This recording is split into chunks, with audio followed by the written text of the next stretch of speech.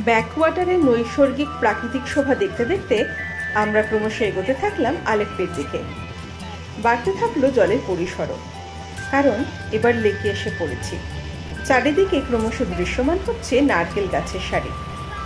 এখন যে জায়গার মধ্যে দিয়ে যাচ্ছি এই জায়গাটার নাম কুমারাকাম, যেটি কোট্টায়াম শহরের কাছে অবস্থিত একটি পর্যটন কেন্দ্র, যা ব্যাকওয়াটার পর্যটনের জন্য পরিচিত।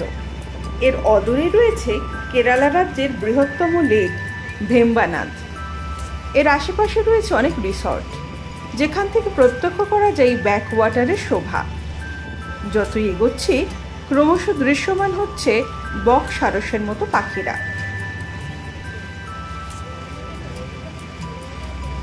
এবার ব্যাকওয়াটারে জলযান আর পর্যটকদের সংখ্যা ক্রমশ বাড়ছে, তাই মনে হচ্ছে এতক্ষণ শুধু আমরাই যেন এখানে রাজত্ব করছিলাম।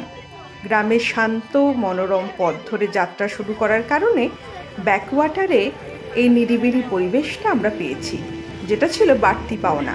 তাই নিজেদের খুব সৌভাগ্যবান মনে হচ্ছে। লেকের জলে চোখে পড়ছে কচি সবুজ কচুরিপানা, এত সুন্দরভাবে ভেসে বেড়াচ্ছে, দুলে বেড়াচ্ছে যে দেখতে ভারী ভালো লাগছে।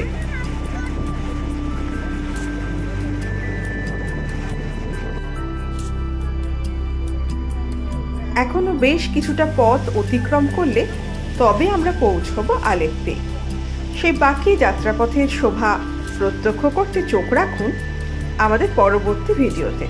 আর ভ্রমণ সংক্রান্ত এরকম নানান ভিডিও দেখতে হলে চলো লেটস গো ইউটিউব চ্যানেলটি সাবস্ক্রাইব করে আমাদের পাশে থাকুন। ধন্যবাদ।